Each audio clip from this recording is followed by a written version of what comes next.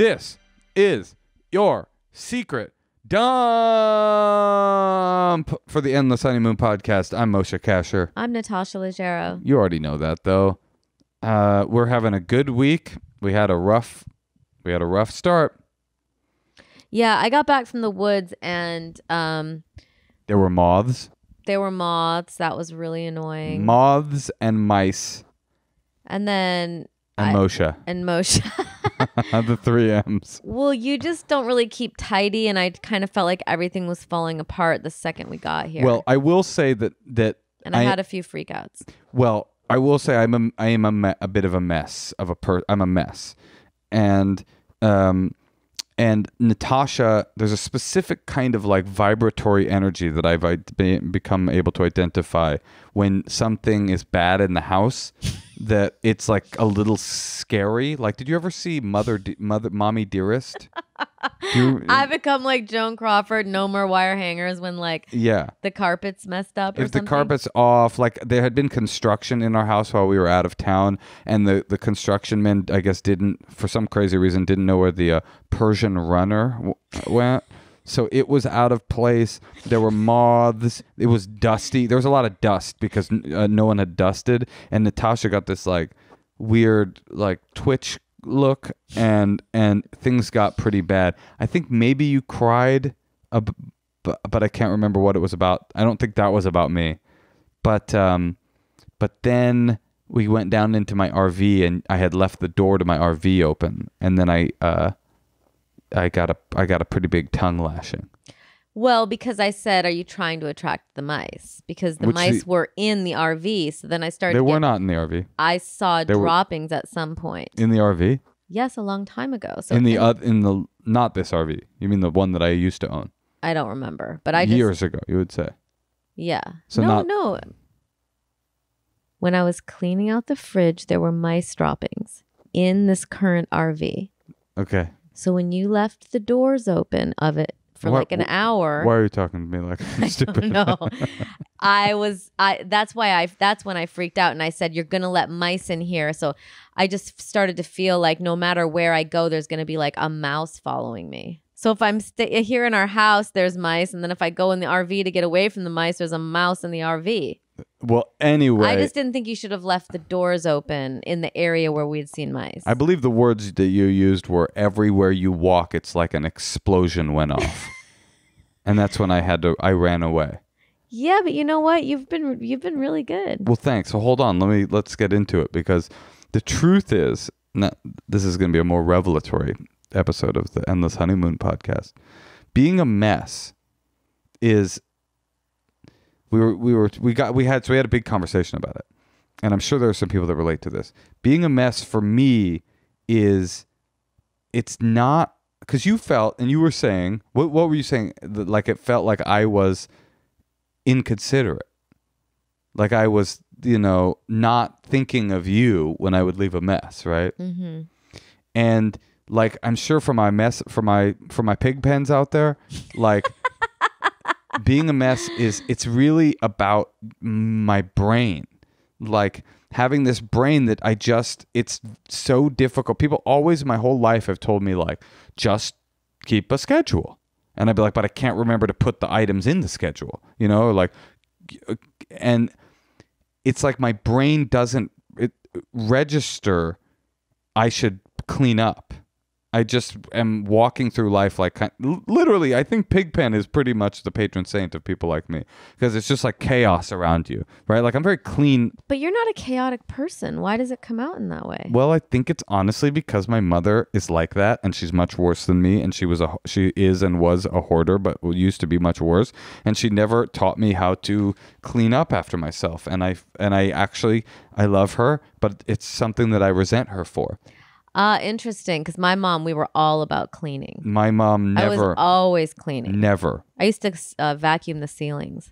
I don't think I ever vacuumed anything. I don't think anyone vacuumed my house. In fact, so much so that when my mom moved out and I moved all of her stuff out, because when my mom moved out of my childhood home, I took it over, and it was a rental, but the rent was so cheap that I decided to stay and pay the rent and move a bunch of friends in to my childhood home. and we took all of my mom's stuff out. I got sick for like a week and a half from all of the dust and the disgusting sort of like layering of life with the cashers. Like, so I look at myself and I go, wow, I've come such a long way. But you look at me and go, this is pathetic, right? So you had a really, well, so then you sent me an article. My point of all that was that oh, by the way, I want to clarify because it sounds like I'm like disgusting. I'm not disgusting. I'm like, he just, everywhere he goes, it's like there was an explosion. yeah, that would be one way to put it. Yeah. And it's like a core issue. Like when you say stuff about it, I feel like embarrassed by it, you know? It's because it's like such a core thing. Because I'm very well put together as a person. Like I'm very like neat and like I'm very clean as a person too. Like I bathe. But if you going into my childhood bedroom, I would say a foot of stuff, like climbing over toys and to get to your bed. Yeah, like really. So I've come a long way. But that's how you would fuck chicks when you were in like high school? I would like toss stuff under the bed probably. Yeah, but I'm talking even when I was young, I would have like just stuff everywhere. And so from my perspective, I'm like, wow, look how far I've come. But from a normal person's perspective, it's like, damn, I live with a fucking slop house. And anyway, when you check me on it, I get like defensive and embarrassed. And also I would say that the explosion line isn't, I would say, the greatest approach. But anyway, I'm embarrassed by it because I know it's awful to deal with. And so I looked it up and I spent this whole week and I sent this article to Natasha, like, how do I change? Because my whole problem is I can't remember to remember. It's not that I'm like, can't remember. It's I can't remember to be mindful. You go, just be mindful. It's like, I can't remember to be mindful because I'm not mindful. And so anyway, this article for my slobs out there, for my sloppy slobs, this article really helped me. It was like broke it down, and the description that this, maybe we should put a link to it in the Instagram, but the description of it I was like reading it, I was going like, oh yeah, this is me. You know, when you take your jacket off, you just drop it on the floor when you walk in the house. I was like, yes, and I don't even think about it. I just walk away. What is the joke you used to have when I drop something I said to you? You said when you drop something, your instinct is to run away. It's so true. It's really true. If it drops on the ground, my instinct is just be like, let's get out of here. Like it's just a mind. It's a mind you can't understand because it's like when you drop like the cap to the garlic salt, you're like, oh, you got to run away from. Like I feel like every time you cook, everything that you use, like the putting it back isn't really a part of it. It's hard. Not part of the equation. It's hard to explain it because it doesn't make any sense and it's so pathological. It's like I just can't remember to remind myself not to do that. What about the idea that everything has a home? Well, okay, so now we're getting into this article, which is like I can't like. Okay, I could break it down like this. Natasha's note is always be more mindful, stop being a mess. And to me, that note is overwhelming and impossible, right? It's like me saying like, be less Italian, to you, right? But then I read this article and it broke it down into these really small little things that were really helpful to me. Like make a list of things you need to do in a day. But I'm very bad with lists, so I got this plan. I was like, I bought a chalkboard. I bought a vintage chalkboard. It's really cute. I put it up in our kitchen. On Etsy. I bought it on Etsy.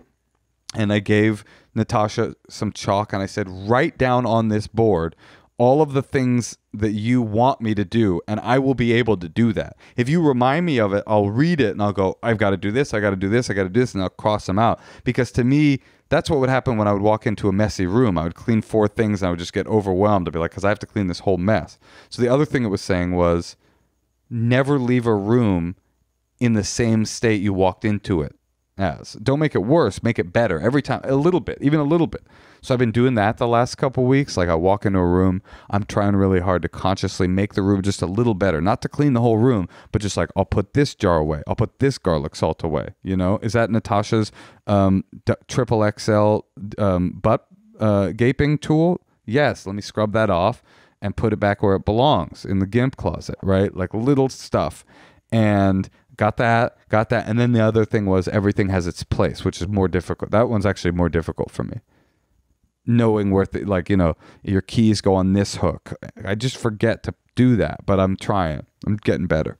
I've noticed a change. I like it. I liked your passion.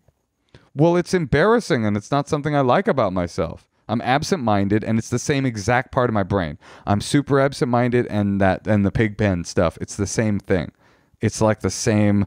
It's like there's a little tornado in my head, and I can focus on the stuff I can focus on, no problem, I can focus on. But where the tornado goes, it's just a twister, and I'm up there like Dorothy.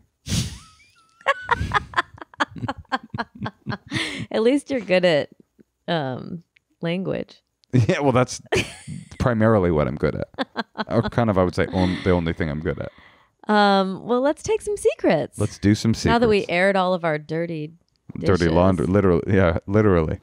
Let's listen to some secrets. I told you one of mine. Hi, Natasha and Moshe. I have a quarantine low for the collective dump. I've been living with my parents for the past 3 months, and originally I was super nervous about masturbating because I have this tugboat, loud vibrator, and paper-thin walls, but I just don't fucking care anymore. I just close the door and put my headphones on. Like, the world is on fire, and if I want to nut, I'm going to nut. Is that weird? Am I gross? Is anyone else experiencing this? I don't know. Anyways, I'm an alumni of your podcast, so you'll just have to guess which episode I'm from. Okay, bye! The alumni. Alumni. Oh yeah, I remember her. She's from the If I Want a Nut, I'm a Nut Society. I do think that this is a place that we're all going to slowly get to. Jerking off for our parents to hear? No, just like who was the Italian emperor who just danced when everything Nero? was burning? Is it Nero? Yeah, it's like that, I think. Right. That's going to be I heard someone describing it as before times. You mean our old life? Yes. Everything's going to go back to normal. You think? Of course. Oh, but then it'll be really bad. What about all the trashed restaurants? Then it'll be really bad. What about all the bad. trashed businesses? No. Okay, right. No, what I meant to say is what about all the people who can't afford to eat or pay their rent? Let me rephrase. Things will equalize. This is not the way we're going to be forever. But the future might be worse than this. How's that for... Before times. Before times. BT. This is one BT. We went AD. We went BC, AD, BT. What's AD? Oh, you mean the real AD? Oh, you're saying. Yeah. I thought you were making up your own new ones. No, that's the timeline of humanity. BC, AD, BT. BT. Or NET, new times. Anyway, should we listen to another secret? Sure, but don't feel bad for doing that. Hi, Natasha and Moshe. Love the podcast. So I have a secret for you guys. When I was a nanny a few years ago, I, took care of these kids all day, and they're kind of, nannying job. But anyway, the family was pretty wealthy, and they always had Rouse tomato sauce in the fridge. And at the time, I was vegetarian and didn't have a lot of things for me to eat. So when the kids were playing in the other room, I would stand in front of the open fridge and eat the Rouse expensive tomato sauce with a spoon, cold, and put it back when I was done. That's my secret. Thanks so much. Well, it's so funny that she's mentioning this because just yesterday, because I always buy Rouse, Moshe, because it's way better than any other jarred sauce I've had. And Moshe was like, we need to stop buying this. It's too expensive. Let's see if we can find a sauce that's just as good, but not so expensive. Well, I said we should Google to see if anybody out there has and actually, why would I even think of Google? Because it's wait, hold on. Yeah. We've got a podcast. We have real-time feedback. We've got tens of thousands of people that can tell us if there's a sauce out there that is as good as Rayo's tomato sauce, which is like $13 a jar. It's not that much. It is it's too. Like $3 more than a regular one. It isn't. What if all I said was... I just don't think it's worth saving $5 to have a bad meal. You don't think it's worth asking our podcast listeners to see if we could have an equally good meal and ragu. Oh my God. When I tasted Rayo's, it was a game changer for me. I'm Italian. I know you are. You know how Italian Natasha is? She doesn't know that other forms of food exist. Like, I mean, she does intellectually, but emotionally, when it comes to like what should we cook, she'll always be like, I don't know, rigatoni. And I'm like, well, no, okay, well, how about a gnocchi? It's like every time you ever like, it's my turn to cook. How about what if I do a cannelloni? Honey, I'm not a cook, but I can make pasta.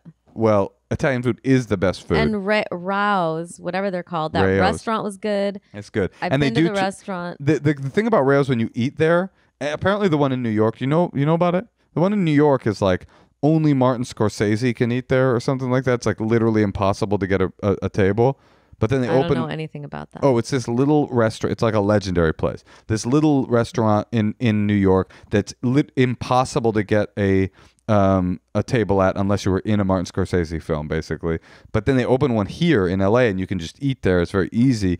And we've been there a few times. They do treat you like you are in the mafia in a great way. A guy with like suspenders and cognitive heart failure will come over and just be like, you're a good guy. You come here. You have a seat, my friend. There you, oh, it's so Chico. True.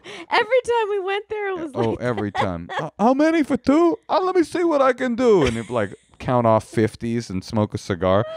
But then they sell this jarred Maybe spaghetti. They deserve to make a little more money. Maybe you could cut back on a new pair of pants and be able to eat the best, tasting, easy cooked. That's like an easy meal. All I'm saying is, when it comes to money, like when it comes to food, let the Italians be in charge, right? When it comes to money, let the Jews do their work. Okay, all I said was let's find out if there's another spaghetti sauce that tastes as good. And you're like, I don't even want to look it up. I don't even want to know. No thanks. I was like, oh, you don't want to even find out? I've been buying spaghetti sauce at grocery stores my entire life. So I was really excited when I tried that one because it was way better than anything else. But we're living in a golden... I'm talking about, but when you make homemade sauce, that's really delicious. I make a good homemade gravy. That's amazing. Why don't you do that all the time? Because that's very difficult. Okay. Yeah, you got to slice the garlic with a razor blade. It's amazing. You're so talented. You're a really good cook. Thank you.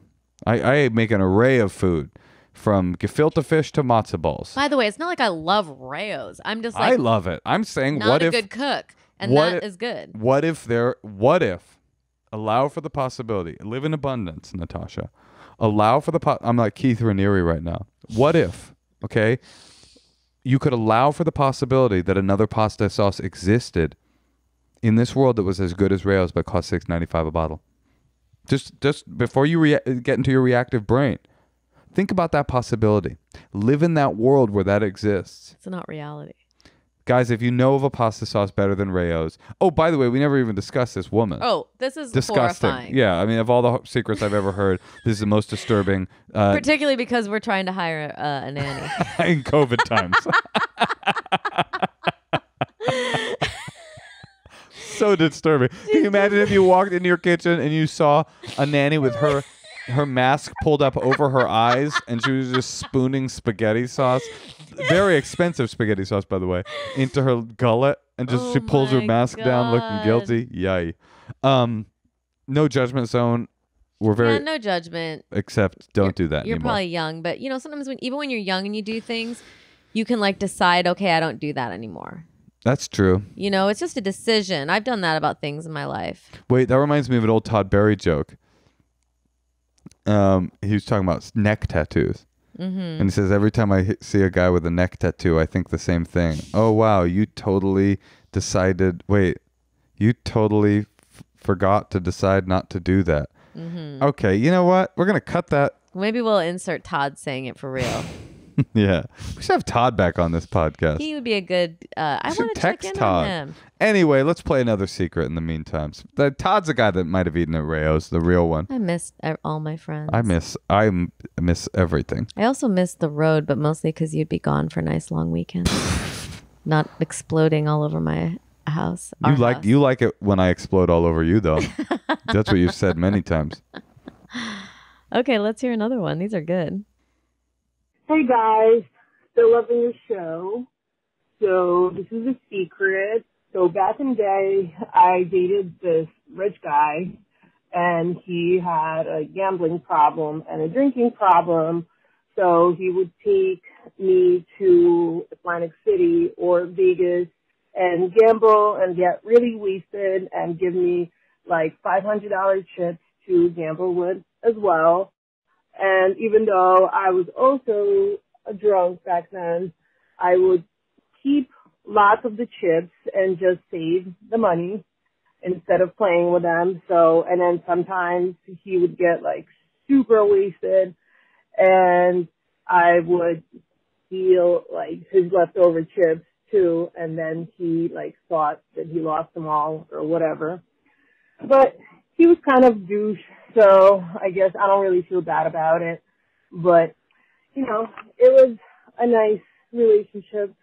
Anyway, thanks for listening and hope you guys are chilling. Bye. How about that reveal at the end? She's like, so I had this drug addicted, gambling addicted, alcoholic boyfriend, and I would steal money from him pretty regularly, and he would ignore me as I lay in Atlantic City or Vegas.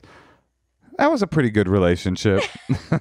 What was exactly happening towards the end? What was her secret? Basically, he would be blackout drunk and give her $500 to go gamble with, and she would just keep the money. And also, she would steal his chips when he passed out, and he would go, "Oh no, I gambled them all.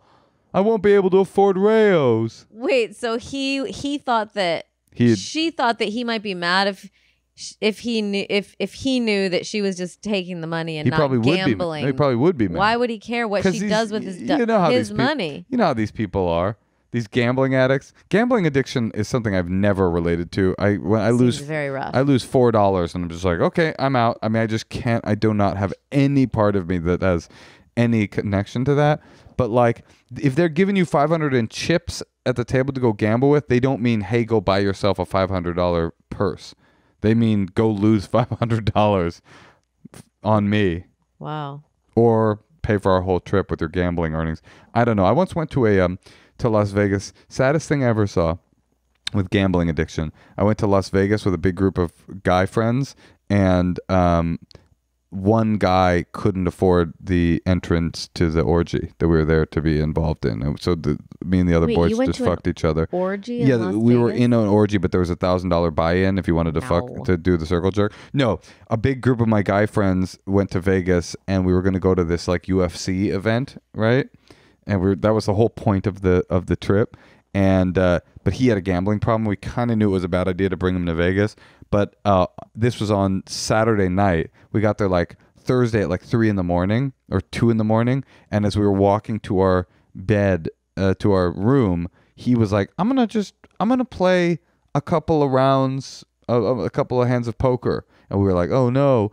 Anyway, Saturday night, but we were leaving to the fight. We came to the poker table, which he had not left the whole time. Thursday night, all overnight, came upstairs for a shower, came back, played all Friday night, overnight, Saturday, up for 2 days, hadn't left the poker table. We were like, hey, we're going to the thing that we came here for. And he turns and he goes, I never liked UFC. It's really violent. I just don't agree. He came from the Bay Area to go to a UFC fight. And then he wanted to go back to the gambling table? He just didn't want to. He never left. And he pretended that he had come on a trip to see a UFC fight under false pretenses and that he had a moral objection to UFC, which I know that you do, and you're kind of relating to this guy a little bit. No, I was just thinking, I totally forgot that my grandfather, because when I was young, we would go, like a little kid, we would go to my Nana and Papa's house, and they were rich. And they had a pool, and they had this huge house. But then all of a sudden, like, it was gone. Wow. And he had to put over the deed to the house at a gambling place. Oof. in Vegas. And so he was always going and gambling. I mean, they probably couldn't afford to be living in it anyway. So maybe it was really easy to lose, but It's a vicious addiction that I just don't really. Don't get. My papa, I think, gambled away the wedding ring for my nana. Aye. I heard something even worse that your grandfather did. What? Your dad told me. This is actually kind of really sad. I don't even know if you know this, but because your dad told me kind of in sort of confidence, but apparently your grandfather, your nana, your papa, gambled away the family's last jar of Rayo's pasta sauce. That's when he hit rock bottom. Rock bottom. I think we should go. I think it's time to wrap this up. Okay. Let's go. I love you. I love you too.